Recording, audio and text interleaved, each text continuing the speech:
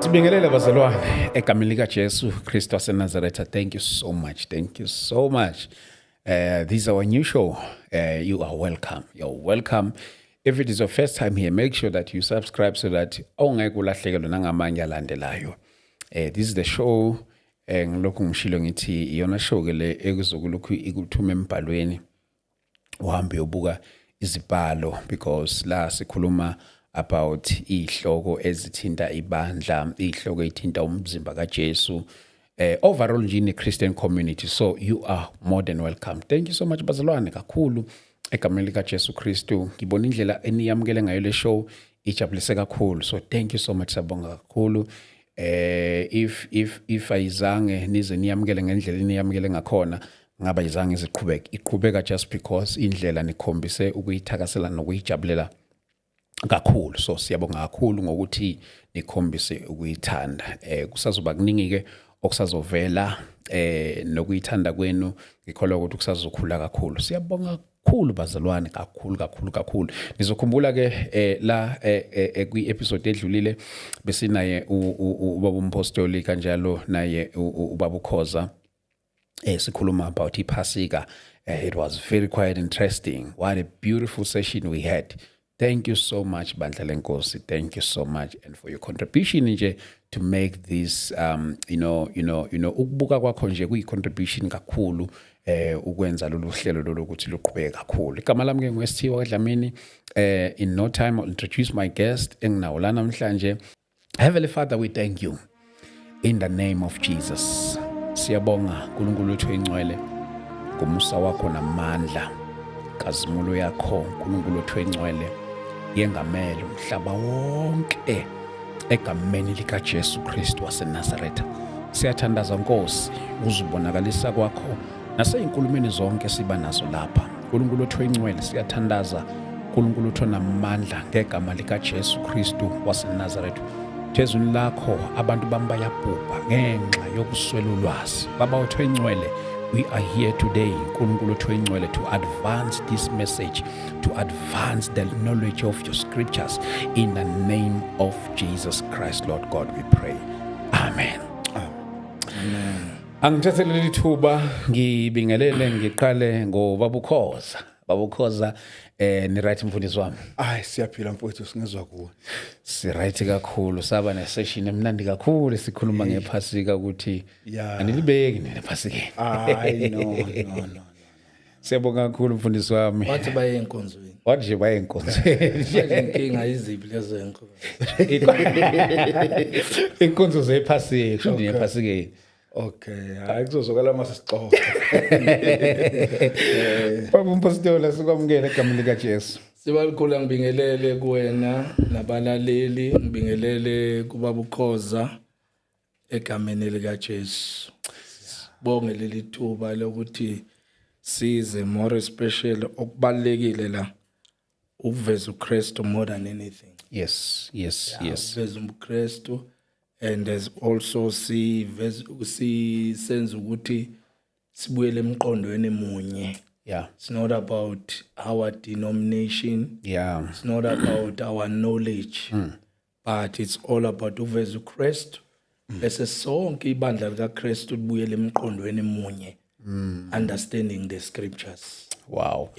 Yo, of course bathina ebandleni uma bekubona bathi wasimela kahle. Nabantu nje abanye ngenxa ukuthi angithi sinokushiya amanamba la. Ngiyacabanga ukuthi mhlambe nayo mfowethu banokumthinta. Yes. Namba khona abanye banokungithinta babuze lokho abakubuzayo. Okay. And ke ngasho nje ngithi sibe nomphumela omuhle. Okay. Because khona oyi-1 umfowethu ungwasendumo ngokuzalwa. Kwezindawo zangapha eKZN. Uye wangithinta nje izolo kade khonzana abanye abazalwane bangapha eTafrikop. Okay. Ngokuthi ngikudeke nakhona ngamxhumanisa nabo.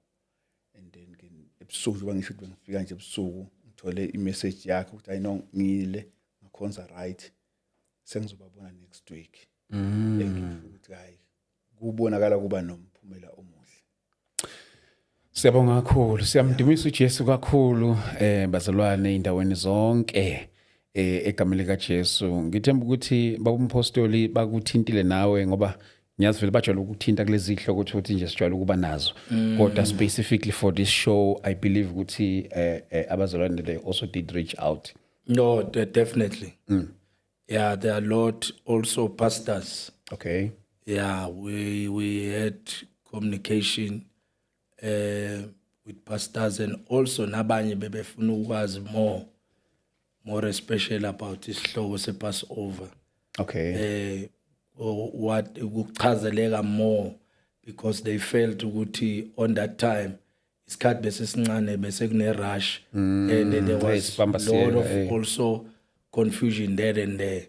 So we needed to explain more especially to those who showed interest coming back to us, calling us. Yeah. I know sabo. Bazokala kahle ngibona ngathi kude kakhulu izokala right. Lesuke manje Banoyi. Straight. Mhlawumbe ke ngivule ngawe babukhoza. Okay. Konje siphelele phi kule episode edlule ngokwephasika. Sagcina sishawa isikhathi. Ngifuna ukukhumbula la sigcine sishiya khona. Konje sigcine sishiya ngokwesidlo. Sigcine sishiya ngokwesidlo. Mhlawumbe nje uma ikhona indlela mhlawumbe kunikeza ithuba mhlawumbe you can recap kancane uma ukuthi uya recapa and then sikwazi ukuthi siyenze i build up yethu kulona iphasika. Mhlawumbe nakulo obengakayiboni le iphasika babukhoza akakholele ekutheni ukuthi kumele siye ephasikeni. Ubambatha ukholele ekutheni kumele siye ephasikeni as abazalwane. Mhlawumbe nginikeze leli thuba nje babukhoza. Yeah, ngibonga kakhulu mfowethu nakuye uMthiya.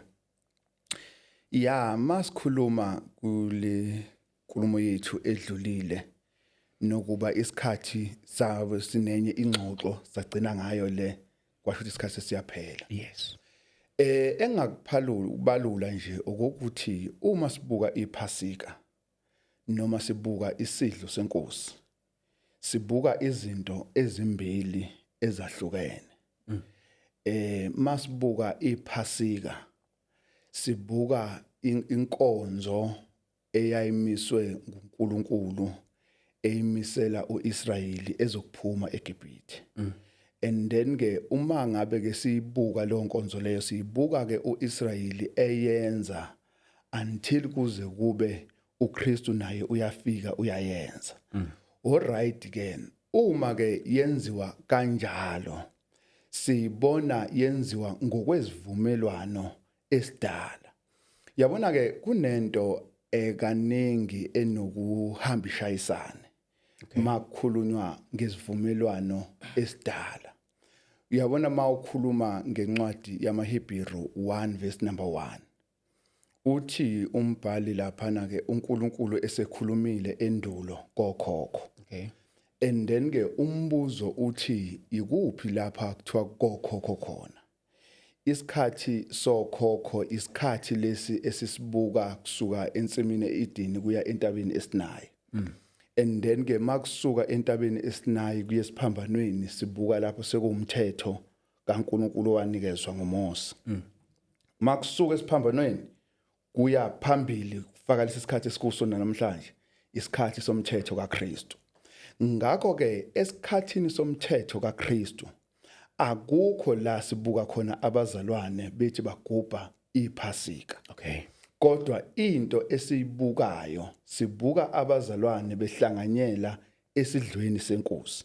Buka la. Mawubheka incwadi kaMateyu 26 verse number 26.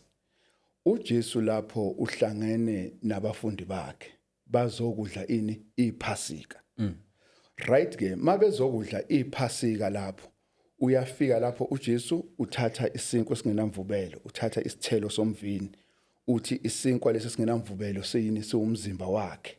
And then ke uthatha isithelo somvini uthi siyini isithelo somvini siyigazi lakhe.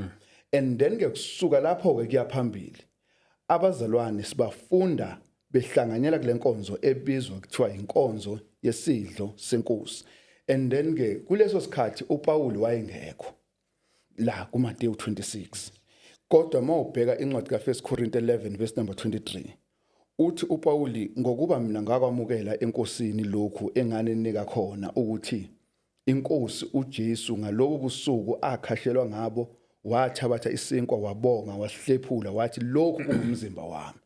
And then ke ngampela inkosi uJesu mayiqeda ukuhlangana nabafundi bayo lapho Matthew 26 mawubheka uverse number 30 wakhona kuthiwa baphuma bahlabelela igama elisha lokubonga baya entabeni bambamba kwaba kuyofika ekuthenini ke uyabethela. Okay, siyabonga kakhulu babukhoza. What a beautiful foundation.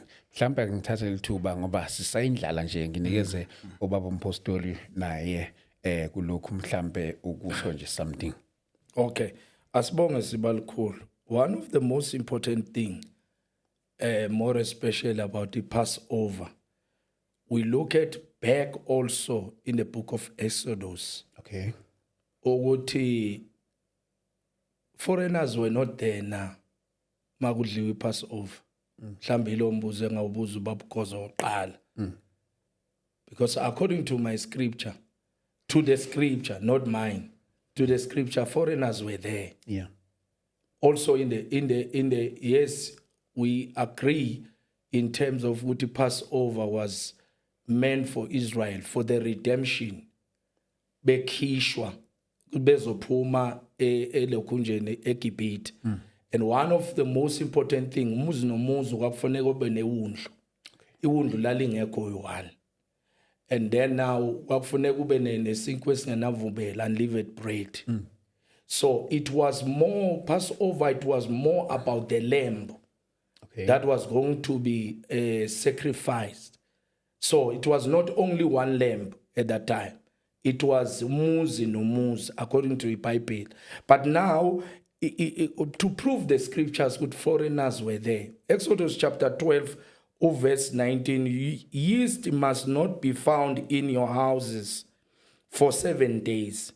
If anyone eats something leavened, that person, whether a foreigner resident, a foreigner, in other version it says foreigners, foreigner residents or native of the land, abantu bendawo, native of the land, or must be cut off from the community of Israel, because uNkulunkulu lapho ayebeka umthetho othile ukuthi there must be no leavened, there must be no sinkwa esne vubela. But foreigners were there, kodwa adopting whatever umthetho kaNkulunkulu awubeke ku-Israel. So that's point number one, that one. We go there. Foreigners were there, according to the scripture. Meaning foreigners participated in the Old also Testament in terms of the Passover. Okay. It's a scripture. Okay. And we cannot change that. Then now, when come now to the new, because in Temina, Passover, it's all about the lamb. Because igazi is symbol, the most significant thing, it was the blood that was going to be smear on the doorpost. So yiyo into eyayibalekile ukuthi ke ngaso sikhathi lesi igazi when I pass over. So the word pass over, it simply means to somebody is passing over. Ingilosi leyo kufa. Of which in the New Testament, ngaso sikhathi leso in the New Testament now, uJesu, more especially in Passover limele also, let me reframe from this one. Also another thing, ukhululeka kwabantu from bondage. That's a significant of the Passover as well. So now, uma sikhuluma in the New Testament now. In the New Testament now, I quoted last week, John chapter 1 verse 29.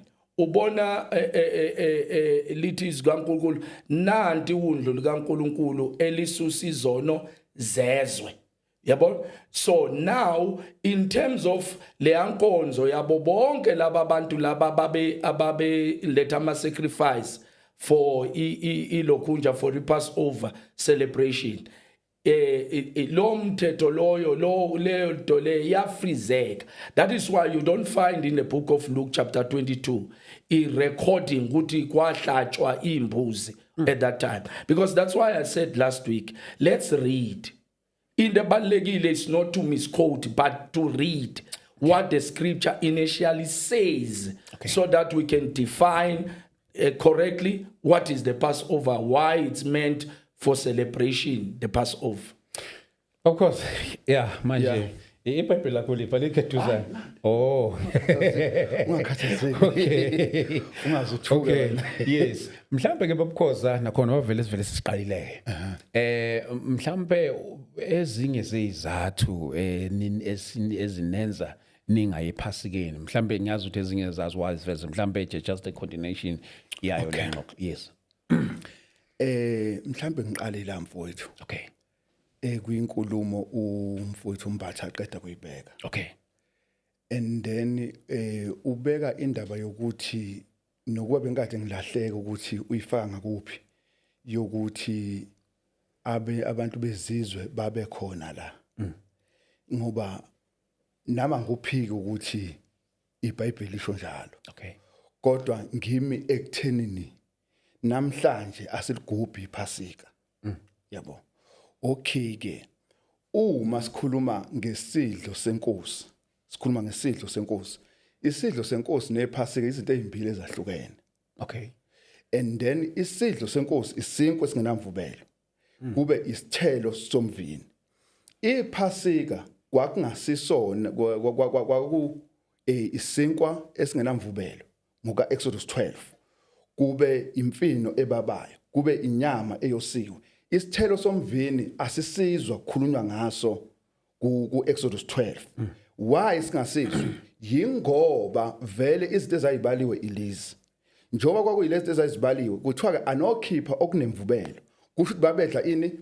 Isinkwa esingenamvubelo. Bedla ini? Inyama eyosiwe. Bedla ini? Bedla imfino ebabayo. And then ke bese ke beyikhamela makuthi babeyikhamela ama grapes ukuthi behlise lokhu ebebekade bekudla. Kodwa ngoka Exodus 12 akukho.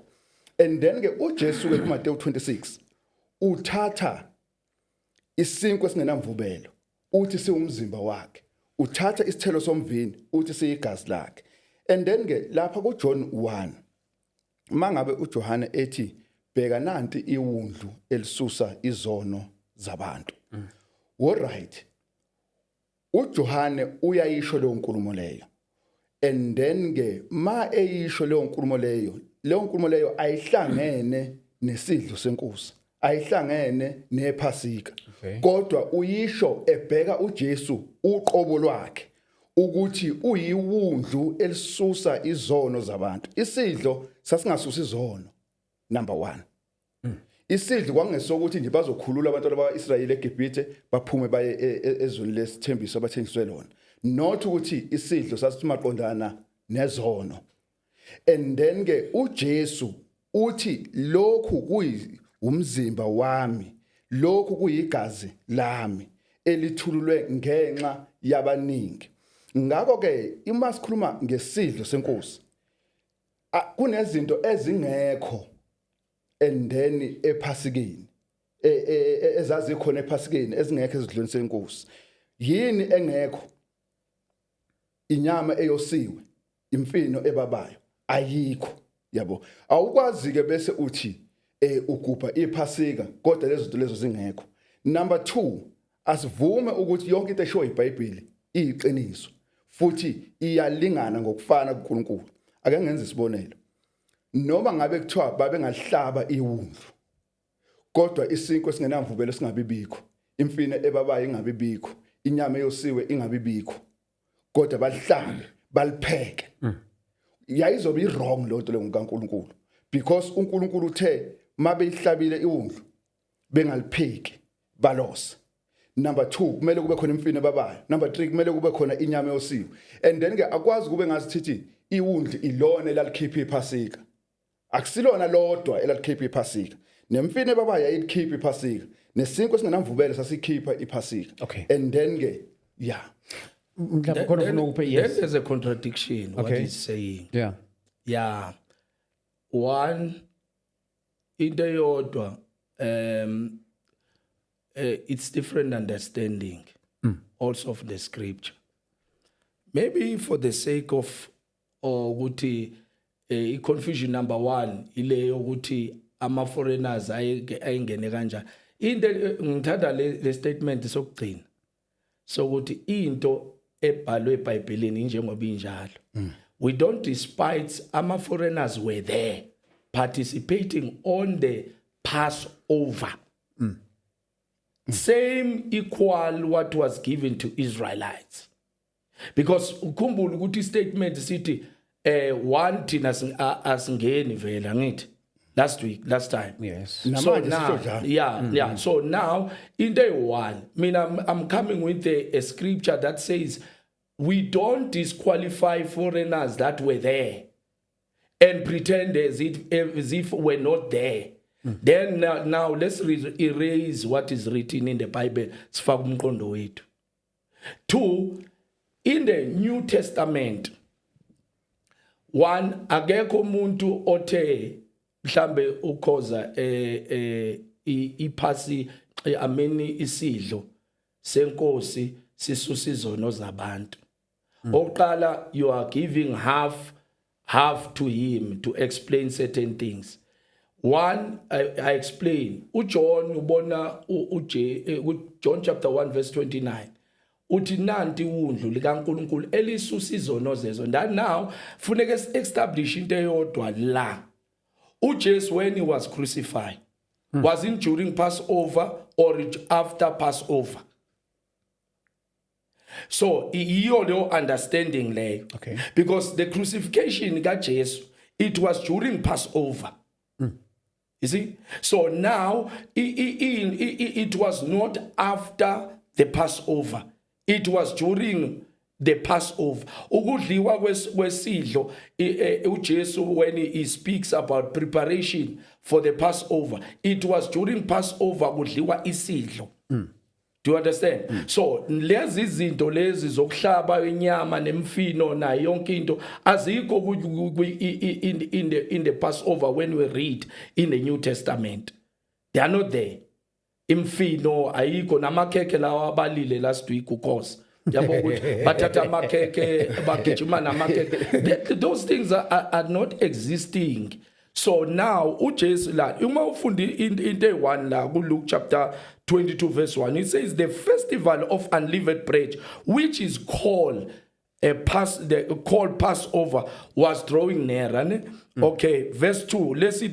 The chief priests and the scribes were looking for the way to put him to death because they were afraid of people. Ne? Okay. Let's say to verse 3. Then Satan entered Judas, called Iscariot, who was numbered amongst the 12. He went away, discussed with the chief priest and the temple police how we could hand him over. Yabo, lento leyenzeke during that time of approach Passover ngithi. And then now isibuka ukuthi izinto eziningi. Okay, fine. Bese to verse 6 wakhona. So he accepted the offer and started looking for a good opportunity to betray him to them when the crowd was present. Okay. The day of unleavened bread came when the Passover lamb has to be sacrificed. You see, let's read again here. The day of unleavened bread came, the day of the unleavened bread, which is called also a Passover, came when the Passover lamb had to be sacrificed. Okay? That is why my argument would let's show in the Bible, because now umsebenzi weilwane waphumula ngaleso sikhathi leso. So the understanding of John uJesu number 1 masofuna ukuthi sibuze one of ezinye izinto esicelebrateayo for iPassover umsebenzi owenziwa uJesu esiphambanweni.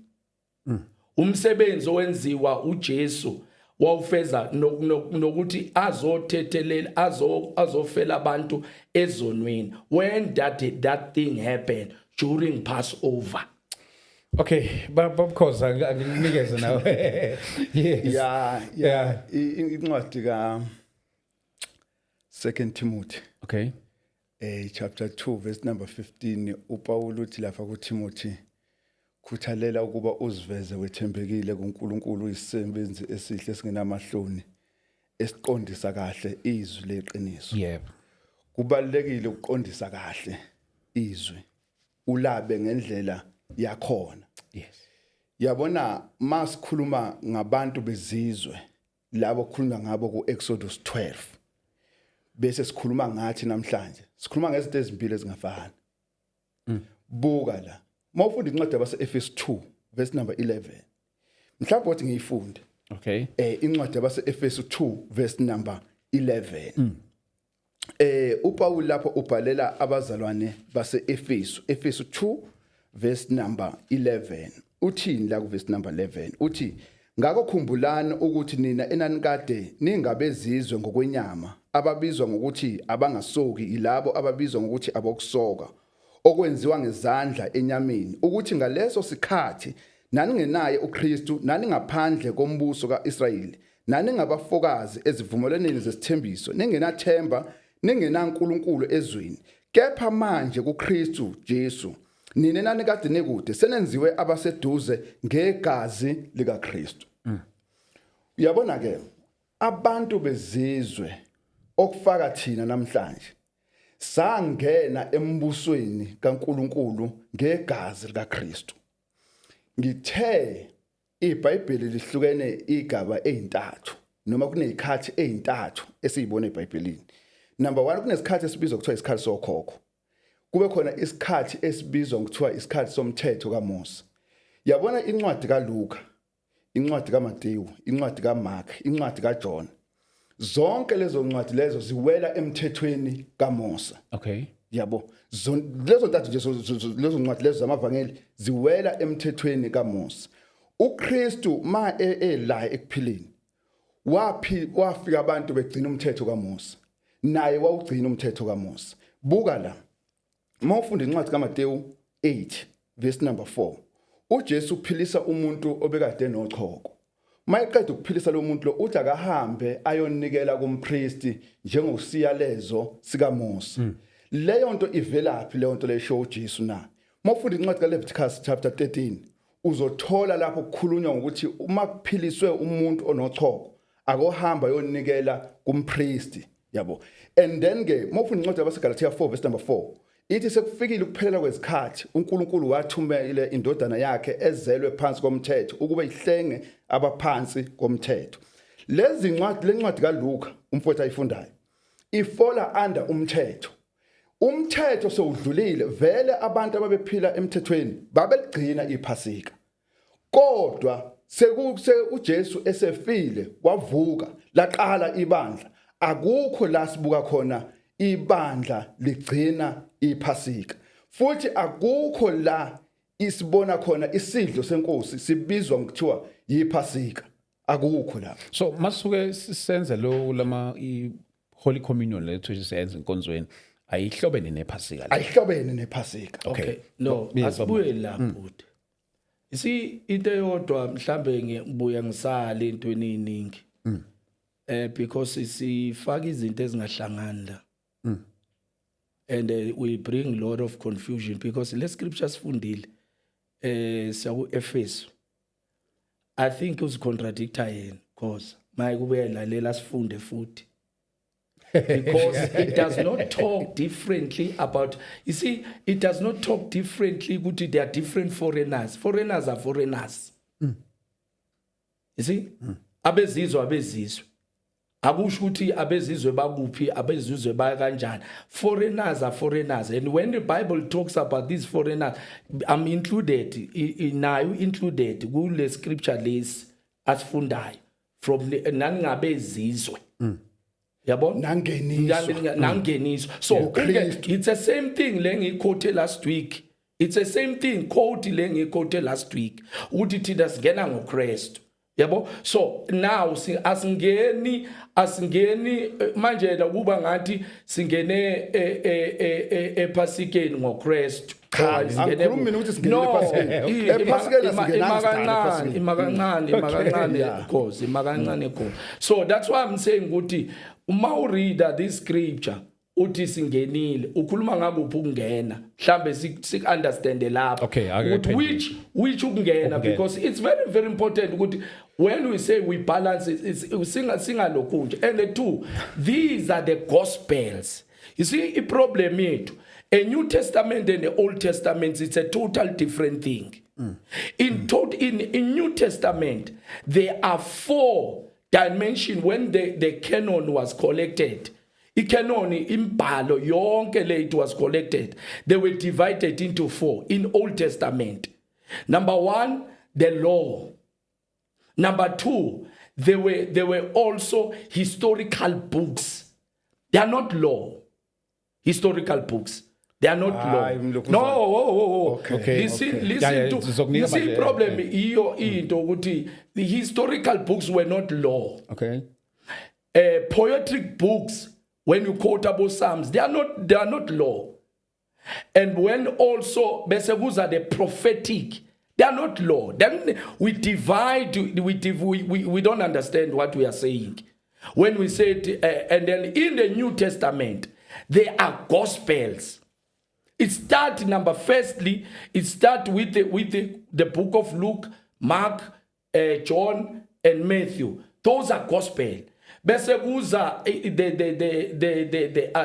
epistles. Bese kuza the Revelation as well. Bese kuza the Acts, the book of Acts.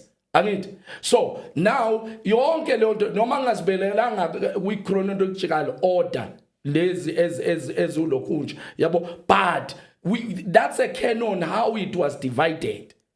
Okay. When the things is connected. So uma thina sifunda yilento lene failisa ibandla, to be quite honest, and ithola ukuthi ke siyaphambana esikhathini esiningi because we don't even start to understand the collection of books, how they were collected, how they were arranged, how they were called the Old and the New Testament. Mhlawumbe awuyiphendule kule le uthi thini sasingaphandle yes. Okay. Bengithi ngifuna ukuthi siyifunde. Okay. Sizwe ukuthi ithini lenkulumo. Okay. Ithi lo into yodwa ngishoyo mina ukuthi uyingenisa kuyiphi inkulumo. Okay. Because now uthe ukhoza one angazi ukuthi umthi uyifaka kuphi le yama foreigner kwakungakhulunywa ngalawo ma foreigner. So mina ngifuna ukubuza ukuthi lena uyifaka kuphi, because into one we quoted last week ukuthi sangena yena ngithi uphikisa leya ukuthi ama foreigner ekhona should uphikisa iBhayibheli ke lapha yabo uthi ekhona epartaker now kuyilokho. So now mina ngifuna ukubuza ukuthi le uyifaka kuphi le manje uyifaka kuphi, ngoba le mina I'm very clear ukuthi nathi siyangena singene ngoKristu. Awuyiphendule cause yes. No, othi ngiphinde mhlawumbe ngicacise la. Okay. Ku Exodus 12 makukhulunywa ngabantu bezizwe angiphiki lokho ku Exodus 12. Okay. Kodwa enguphikayo ukuthi uma ubuka thina noma ubuka abantu laba ababhalelwe la ku Efesu 2 verse number 11. Laba bantu kwakungabantu bezizwe yabo ababengabalwa kwithembiso noma kuyimiso zika Israel. Ngokusho kwaleli verse lizwe leli verse ukuthi uthini uverse number 11 wakhona uthi ngakho khumbulani ukuthi nina enanikade ningabezizwe ngokwenyama ababizwa ngokuthi abangasoki ilabo ababizwa ngokuthi abokusoka okwenziwa ngezandla enyameni. And then ke kukhona abantu akwangabezizwe abaphuma noIsrayeli eGibhithe. Labo bantu labo basokwa. And then ke laba babengasokiwe labo kwakungabantu bezizwe okufana nathi namhlanje. And then ke kuthola ukuthi babizwa ngani ke ngevangeli ukuba bazoba kuphi embusweni kaNkuluNkulu. Right ke masichaza umbuso siuchaza ukuthi umbuso uyibandla likaNkuluNkulu noma uyibandla likaKristu. Ukuze sibe sembusweni kaNkuluNkulu seza ngokushunyayezwa ivangeli, seza ngegazi likaKristu. Right ke lapho ke igazi likaKristu selichithekile esiphambanweni. Ngiyaphinda futhi, lapho igazi likaKristu selichithekile esiphambanweni, kusuka lapho kuya phambili kuzofaka manje, yikuphi la khona sibona abazalwane begubha iPhasika? Kusuka esiphambanweni kuza manje. Number 2, uthi umfowethu uhlukanisa incwadi ngokubizwa kwazo, kokuthi lezi zikaMose ezomthetho, lezi ezo12 ezomlando, lezi ezo4 ezabaprofeti abakhulu, and then ke kube ezeyimbongi, kube ezabaprofeti abancane abamayina prophet. Bese sethi ke zonke lezi ezinye zazi bonke abantu ababengekho emthethweni. Ngikwenzele example, uDavid wayesemthethweni. Uyakuphika lokho? No, pendula nje umbuzo konke no uthi yebo ngiyaphika ngikonfirmele ukuthi uDavid wayesemthethweni. Phela khoza. Yabona no. Asingalokhunja state wena your facts. Okay, mhlawumbe state your facts mina ukuthi David wayesemthethweni. Yebo noma cha? Yebo noma cha. Ngifuna impendulo ethi yebo noma cha. Okay, umbuzo uDavid wayesemthethweni noma engekho emthethweni? Umthetho kabani? kaMose. Umthetho kaMose. uDavid obvious uzalwe umthetho kaMose ukhona. Exactly. Yes, uzala umthetho kaMose ukhona. Umana ke uyavuma ukuthi ke nalaba bebephila kuMateyu, Mark, Luke, John bebephila emthethweni kaMose? No. Listen, that is very, very important. Yeah. Baby, Jesus uthi in Matthew chapter 5, le ayishoyo ukuthi i-application asibuye la mhlambe to understand. Mina ngishaya ukuthi ivange izwi ukufunda kuhlukile. Yabona? And ukufunda nakuhlukile because the interpretation is not the same of the books when you read.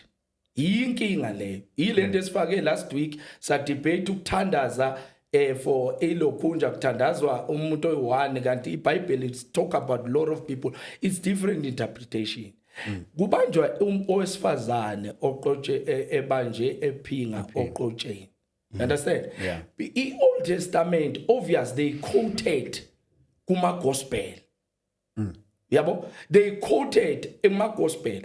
John chapter 1, John chapter 1 verse 17. Lithi Bible, uMose weza nomthetho. Yes? Then lithi Bible, uJesu weseza nomusa neqiniso. You understand? So uma kubanjwa owesifazane ephinga eqotsheni ephinga bavusa umthetho kaMose. You understand? So uJesu bambamba one of the most important thing bacheke uMatthew chapter 5 verse 17 angizange ngizochitha umthetho nabaprofeti kodwa ngizogcwalisa. A fulfillment is not say ukuthi wena you're under the law. Okay. He says, I'm going to fulfill it.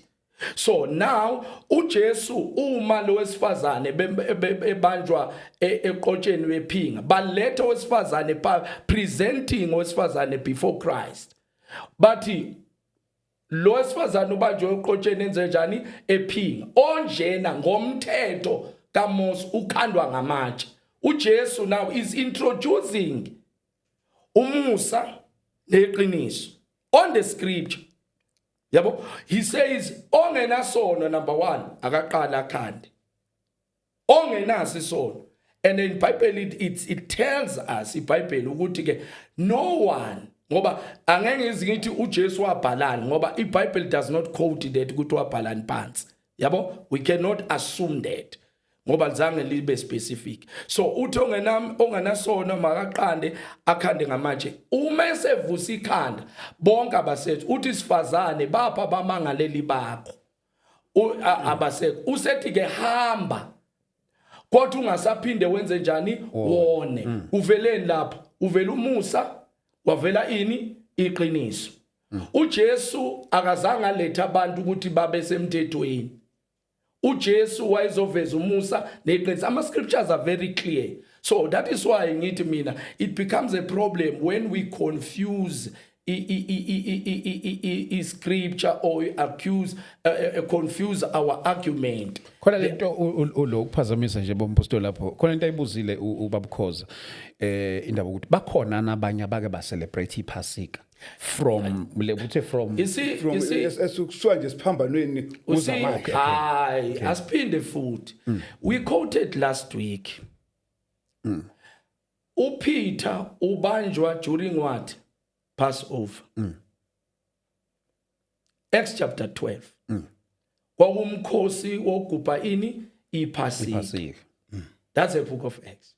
Then now lapho Jesu lapho sekudala uJesu avuka. Yabo? Unless we deny that in the scripture. Okay. Ubanjwa during iPassover. Qale kwabanjwa uJames wabulawa. Okay. Enkemba. Then bese kubanjwa abani? uPeter. Lithi iBhayibheli ibandla lamkhulekela ngesineke. Because one of ezinye izinto, we are not doing justice.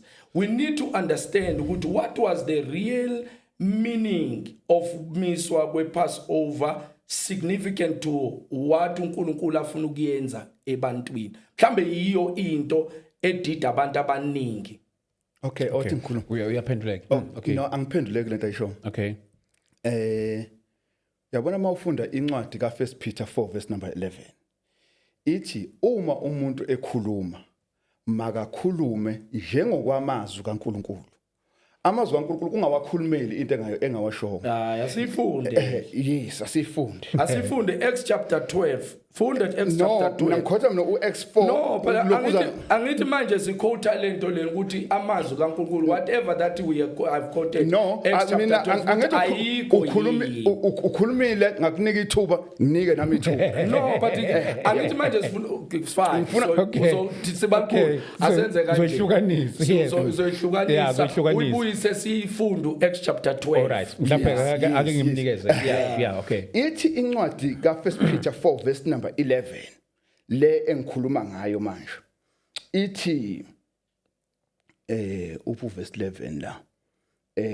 Acts onang. Ithi uma umuntu ekhuluma makakhulume njengokwamazwi kaNkulunkulu. Uma umuntu ekhonza makakhonze ngokwamandla awanikwa nguNkulunkulu ukuze uNkulunkulu adunyiswe kukho konke ngoJesu Kristu okukuye inkazimulo namandla kuze kube phakade naphakade. Amen. Why ngiya kulombhalo? Ngiya kulombhalo ngokuthi uma umuntu ekhuluma akakhulume njengokusho kwamazwi kaNkulunkulu. And then ke incwadi kaActs 12 mayithi uPetro waboshwa kwakuwusuku lwezinto ezingenamvubelo. Ayithi abazalwane babegubha iPhasika. Ayisho le nto leyo. Kodwa ithi kwakuwusuku lwezinto ezingenamvubelo. Ayisho ukuthi asibuyela nasingadidani. Yes. Because now we are not doing justice now. Esi I don't like ukuthi ifunde sizizwe yisho asingene kuyona ke. Okay. Khoza iargument kaKhosi uthi tshengisa la khona iPhasika elaba khona after uJesu emisi elokhunja uzwe kahle that is why imphendula into oyishilo. So now last buka khona mina ngithi mina kukhona Acts chapter 12. It was during the Passover. Yes. When uPeter eboshwa. Yeah. Yabo. So now leo lokhu ukuthi ngitshengise la khona iPhasika elaba khona after uJesu esevukile kwabafileyo.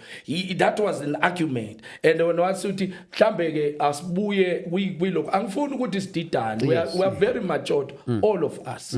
So I respect him as a learned friend. You see, so it's very very important ukuthi yonke into masiyikhuluma siqale sihlaziye eqala so that when makuphendula singayitwist. Ngoba masiyitwist manje we are not doing justice. Siyaz embarrass in front of the audience. Yabo of which is not like that. So mina ngiphendula la ekuthenini khona ukuthi ke into ebalekile ukuthi iPhasika after uJesu eseshonile ikhona in scripture esikhuluma ngephasika as Khoza has said that. So ngithi mina Acts chapter 12 lesifundile last time. Uthi kwangasikho ukuthi kwakuzinsuku okanye babe celebrate nje ukuthi No, but then it talks about the day asifund Acts chapter 12 I think from verse 4. Okay. Izenzo chapter 12. Ithi wambamba wamfaka etilongweni wamnikela emaviyweni amane yilelo nalelo lalinamabutho amane ukuba amlinde. Okay, asiye la. From verse 3. Okay, verse 3. From verse 3. Esebonile ukuthi lokhu kuyabathokozisa abaJuda waqhubeka wambamba noPetro kwakuyizinsuku zezinkwa ezingenamvubelo wambamba wamfaka etilongweni wamnikela emaviyweni amane yilelo nalelo kwakuyinsuku zani zesinkwa ezingenamvubelo, which is isinkwa esingenamvubelo yini? The Passover. Yeah. Okay. Kwakuyinsuku makuthiwa insuku zesinkwa ezingenamvubelo, that simply means kwakuyikhathi lezo. You see, it's like ukhuluma inkulumo ethi lezi ikhathi zo December. Uma ukhuluma ngekhathi zo December, that means uDecember. uDecember ngalezo sikhathi. So ngesikhathi sezinkwa ezingenavumela kwakuyisikhathi leso sezinkwa ezingenavumela. It was recognized ukuthi there was something that was happening at that time. Even noma ngabe, you see, that's when it's very important ukuthi masifunda siqaphele ukuthi iBhayibheli lithini. Ngiyalithanda leli verse alikhulumile alikhothe ku First Peter ku First Peter. So ngoba lithi ufuneka umuntu mayefunda aqaphele ukwenza njengamazwi. You see, so thina sikhuluma la ukuthi it was during the time of Passover. Okay. Ngiyangabuza last week nendaba yesidlo. Mhlambe nje kulo 3 minutes lo bambatha. Mhlambe awungiphi ilokuzana nje nababukela emakhaya nje iunderstanding ngesidlo senkosi. Ukuthi siyini. Oqala isidlo happened during Passover. Okay. That's what I wanted ukuthi sifunde yonke incwadi kaLuka. Yabo, it's happened during Passover, preparing the Lord's Supper. In other interpretation, it happened during the Passover. Lamazwa khulunywa uPaul ku chapter 1 Corinthians chapter 11 ukhuluma amazwi akhulunywa uJesu. That is why now when yonke into ayikhulumile, it's exactly ekhulunywa uJesu in the gospel. Yabo, before crucifixion. Okay. Because at that time mina into eyodwa sibalukhulu ngiyabona esidlo kakhulukazi. Okay. Yabo, because isidlo asiphikisani noKhoza on that one. Siqondile. Equal ngendaba yesidlo. And we understand indaba yesidlo ukuthi indaba yesidlo it was not meant for izono. Yena njengoba bekasayibeka ukuthi ngathi sikhulumela indaba ezono, it's not. So into ebalekile la ukuthi whatever that transpired, that happened during the preparation of the sacrificial of the lamb. Siyabuka ke ukuthi ke njoba seke uPaul seke uyiquota based on whatever that happened during Passover. Because amazwi, the message of the cross, it's during Passover. Indaba yesidlo, it was during Passover. Asiqalanga kwenye indawo uJesu simise during the days of Passover. Okay. Unleavened bread. Anginike because yeah. Ubabumbatha uke wathi phambilini abazalwane noma amaJuda ayekhotha indaba yomthetho. Uze wasebenzisa incwadi kaJohn 5 la khona amaJuda eza nowesifazane obanjwe ephinga. Ukuthi lo simbamba uqotsheni. Wathi ke amaJuda ayevusa umthetho. And then ke okungukuthi babekhotha umthetho. Mina ke ngithi noma babe ukhotha babephinde bawenze umthetho. Ngoba iphasika leli lisemthethweni lisuka emuva eTestamenteni eDala. Kodwa kuMateyu 26 nakuLuka 22 makukhulunywa ngephasika babe ngaliquote nje bekhuluma ngalo kodwa babe khuluma ngento abayenzayo abayenza straight ukuthi bahlale phansi kudliwe ini iphasika. Yeah. Right ke uma sikhuluma ngendaba yesidlo senkosi, isidlo senkosi mawubheka incwadi ka 1 Corinthians chapter 10 verse number 16. Incwadi ka 1 Corinthians chapter 10 verse number 16 ithi, or is isikhathi late ngiquote? No, it's fine. My quote, yeah. Okay. Ithi ngokuba isitsha sesibusiso esisibusisayo asiyiyo yini inhlanganyelo yegazi lika Kristu na? Isinkwa esihlephulayo asiyiyo yini umzimba kaKristu na? Ngakho ke lezi zinto zombili yizona zinto ezikhipha isidlo senkosi. Lezi zinto zombili ayikaze zabizwa ngokuthiwa yiphasika. And then ke uma kukhulunywa ngenzi example nokuxoxa nabantu abasonta ngamasabatha. Okay. And then bethi ngeIsabatha lagcinwa, even uPaul waligcina iSabatha ku Acts 17 ngokuthi uPaul wangena esinagogweni ngeSabatha bese bethi ke waligcina iSabatha ngalokho. Yabo leyo nto ifana nani ke? Ifana nale esifunda ku Acts 12 ukuthi kuthiwa kwakuyizinsuku zezinkwa ezingenamvubelo. Akusho lokho ukuthi babe gubha iphasika. Okay. Yes, Bambas. Yeah, but we are contradicting. Maybe we don't understand what we are saying. Because it's the same thing ekhulunywa uLuke. It's the same thing ekhuluma during the time of unleavened bread. When you read the Bible, kwakuyinsuku ze unleavened bread. So insuku ze unleavened, it's the same thing. We are contradicting. That's what I'm saying. Good. We are contradicting ourselves. We read Luke chapter 22 from verse 1. Let's go back to that. See, compare what on the other side. Yabon on the book of Acts. And nangapha sibona ukuthi akunama similarities.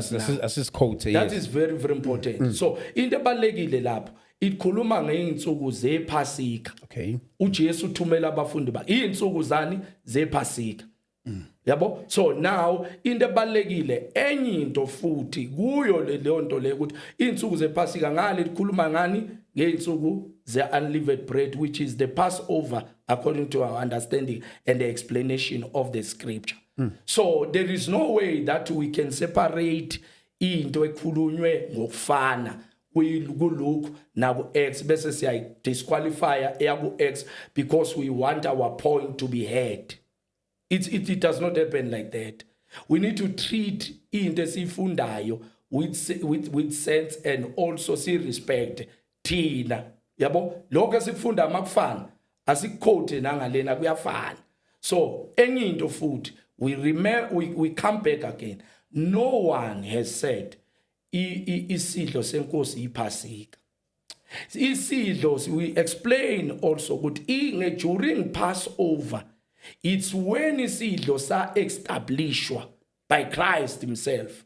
You understand? So Paul quota 1 Corinthians chapter 11 from verse 23. Yabo quota something quote of Christ in the book of Luke and in the book of Mark, in the book of Matthew and in the book of John.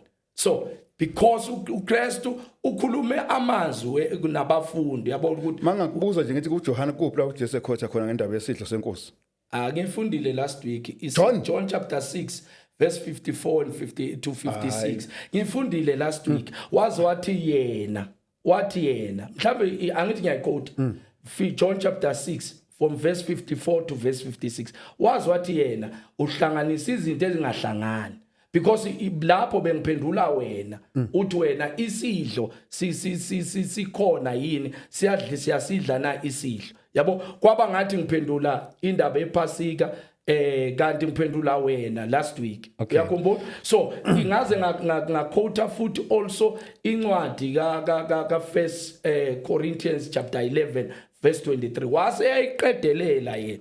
We need to memorize whatever that you say. Kancane nje futhi. Ma ngabe asinankinga encwadini ka 1 Corinthians. And then ke ngilana ke lapho ngifuna ukucacisa khona. Incwadi ka John 6 mangabe uJesu ekhuluma ngokuthi uma nidla inyama yami niphuza igazi lami, lapho uJesu akakhulumi ngephasika lapho. No, but usaid ukhuluma ngephasika isidlo leso. Akakhulumi futhi nangesidlo lapho. Ukhuluma ngani? Ukhuluma ngaye uqobo. Akakhulumi ngesidlo lapho. Yabona incwadi kaJohn 6 ayikhulumi nje sidalo ngesidlo. Ngisho singayifunda manje ayikhulumi ngesidlo incwadi kaJohn 6. Isidlo, one of ezinye izinto uJesu uJohn chapter 1. Okay. John chapter 1. That one is John chapter 1 verse 14. Lithi iBhayibheli mhlambe we will understand it better masiloko esiqhubeka si analyze kahle. John chapter 1 verse 14. Ulizwi wambatha inyama. Yabo? And wambatha ini izwi laba yini inyama. Angithi? So now it's the same quote. Mhlambe ukhoza kangizwa kahle. It's the same quote. It's the same quote. uJesu uma it's like we are contradicting the statement uJesu asikhulume kuLuke chapter 22. Yabo odla uma nidla lesi singwa nidla inyama yami. Akasho ukuthi nidla inyama yami Okay, asifunde lokudla. Asifunde angona asisiquote ngenxa yesikhathi. Iquote iyo le eletha i-contradiction. Yeah, asifunde sizwe lapha khona uJesu ethi just 1 minute, yes. 1 minute because sephoquseva mhlawumbe uyivula lapho ke mhlawumbe mina ngibe ngigoqa ke lapho. Mhlawumbe ngabe uyivula ovula uyozoyivula Luke abani lapha athi khona manidla isidlo nidla inyama yami.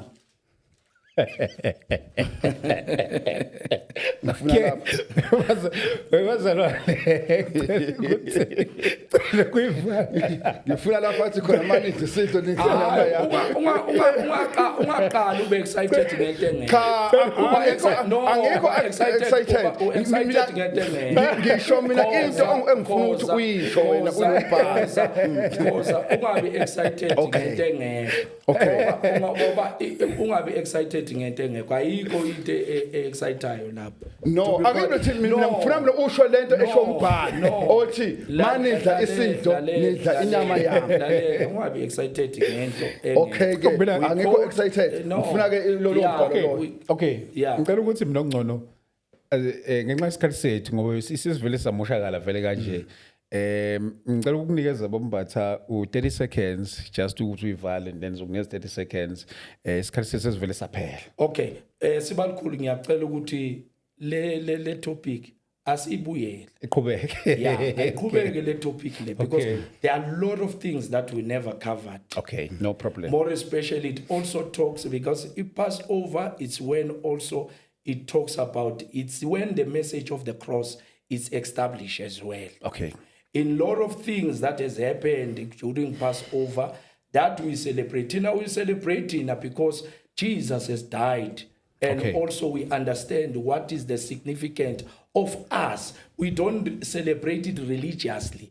Yathanda lamazwi lawa akhulumile ukuthi one of ezinye izinto sasikude sangena ngegazi. Igazi lika Jesu lichithwe nini? During that time of the Passover. So uthina celebrate umsebenzi owenziwe uJesu ukuthi nathi abezizwe sakhona ukuthi sithole redemption. Sakhona futhi ukuthi sixolelwe. Sakhona ukuthi one asakwazi ukuphila ezonweni because of Christ what he did on the cross. So buya naso lesi scripture lesi kulo part 2 wethu. Part 3 yeah. Part 3. Of course mhlawumbe nokuthi nabantu futhi nabo bakuthola kanjani. Okay. Sibonga kakhulu mhlawumbe kungavumelana nomfowethu ukuthi kuyaphoqa ukuthi siphinde sibuyele kulesi sifundo. Yes. Yeah. Kodwa ke ngisamile ekuthenini ke isidlo senkosi asikazi sabizwa ngephasika. Okay. And then ke abazalwane noma abafowethu nodadewethu abangadinga ukukhuluma nami bangangithola enambeni ethi 064 55 61 780. Yes, sabonga kakhulu because bakuthola kanjani bamphathi? 083 773 8544. On Facebook it's Pastor Mbata. On the church Facebook it's Faith Temple of Fire Center. Thank you so much. Siyabonga babukhosi. Hayi siyabonga mfowethu.